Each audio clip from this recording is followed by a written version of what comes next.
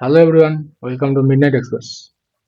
রাত্রেবেলা যখন সারা পৃথিবী ঘুমোয়, তখন ট্রাক ড্রাইভারদেরকে মাল বয়ে নিয়ে যেতে হয় এক জায়গা থেকে অন্যত্র। কিন্তু এই গগনচুম্বী ট্রাকগুলি গগন বিদারক শব্দ করতে করতে হাই রোড দিয়ে যখন যায়, তারা সেখানে গাড়ি থামায় না কেন? আপনি এটা নিশ্চয়ই শুনেছেন যে ট্রাক ড্রাইভারদেরকে নিষেধ করা থাকে যে রাত্রে 12টার পরে যেন তারা হাই রোডে গাড়ি না থামায়। কারণটা কি? আজকে আমি সেই একটা ঘটনার কথা আমি আপনাকে বলবো আপনাদেরকে। তো ঘটনা শুরু হচ্ছে রতন কাকু নামক এক প্রায় 40 থেকে 50 বছর বয়সী এক লোকের সাথে। তো তিনি এরকম একটা ট্রাক চালান এবং তার খালাসি হিসেবে থাকে বছর কুড়ির একটা ছেলে, যার নাম পল্টু।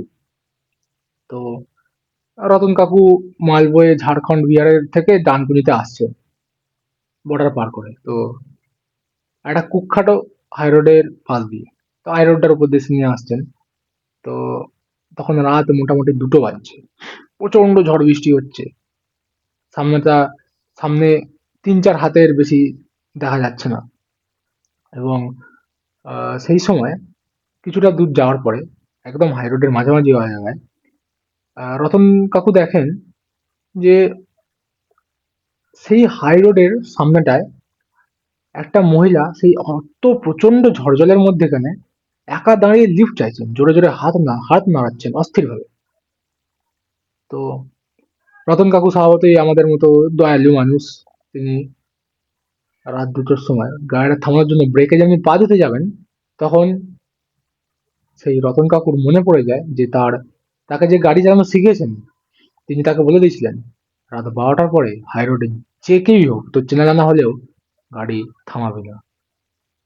তো রতন কাকু থামালেন না গাড়ি। তো পল্টু সেই সময় ঘুমটা ভেঙে যায়। তো পল্টু দেখতে পায় যে মহিলাটি সেই সময় দাঁড়িয়ে লিফট আছে, কিন্তু রতন কাকু দিচ্ছেন না। তো পল্টু রতন কাকুকে বলে যে, কাকু গাড়িটা থামাও। কিন্তু রতন কাকু গাড়িটার ব্রেকটায় পাটা না দিয়ে এক্সিলারেটরে পা চাপ দিল এবং গাড়িটা প্রবল বেগে হাই রোড দিয়ে ছুটছে। সেই সময় পল্টু তড়াক করে উঠলো, খুব রেগে গেছিল পল্টু। স্বাভাবিক ব্যাপার, কোনো কাউকে লিফট না দিলে অবশ্যই এটা হয়। কারণ সেই নির্জন এলাকায় আর কেউ নাই, শুধু ওই মহিলাটি একা ছিল। তো রতন কাকু পল্টুকে কিচ্ছু বললেন না, শুধু বললো বাইরে দিয়ে জানলা দিয়ে একবার দেখ। তো জানলা দিয়ে পল্টু উঁকি যখন মারলো, তখন পল্টুর গায়ে রক্ত হিম হয়ে গেল।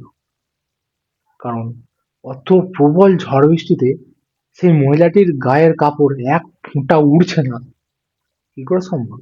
এবং সেই মহিলাটির মাথাটি ওড়না দিয়ে এমন ভাবে ঢাকা যেন তার মুখটি দেখা যাবে না। তো ট্রাকটি যখন ক্রস করে তাকে চলে যাচ্ছে, সেই সময় মহিলাটি যখন ওড়নাটা এরম ভাবে তুললো, তখন পল্টু বুকের হার্টবিট হচ্ছে। কারণ সেই মহিলাটির মুখের জায়গায় মানুষের মুখ কিন্তু ছিল না, কঙ্কাল। তো এই দৃশ্যটা দেখে পল্টু ভয়ে অজ্ঞান হয়ে গেছিল। পল্টুর জ্ঞান ফিরেছিল ঠিক তার পরের দিনে হসপিটালের বেডে। তো পল্টু স্বভাবতই রতন কাকা জিজ্ঞাসা করেছিল যে, কাকা ওটা কি ছিল? তখন রতন কাকা বলেছিল, আমি একটা কথা বলছি শোন ভাই, যত যাই হয়ে যাক, হাই রোডে রাত 12টার পরে গাড়ি একদম থামাবি না। কারণ সেই সময় সেই জায়গায় এমন কিছু প্রাণী বলতে পারিস, তারা বেরোয়, যাদেরকে তুই আজ পর্যন্ত দেখিসও নি, চিনিসও না। তো এই কারণেই ট্রাক ড্রাইভাররা হাই রোডেতে গাড়ি চট করে থামাতে চায় না রাত্রিবেলা। তো এই গল্পটা আমাকে একজন লিখে পাঠিয়েছিলেন, তো আমি আপনাদেরকে পড়ে শোনালাম।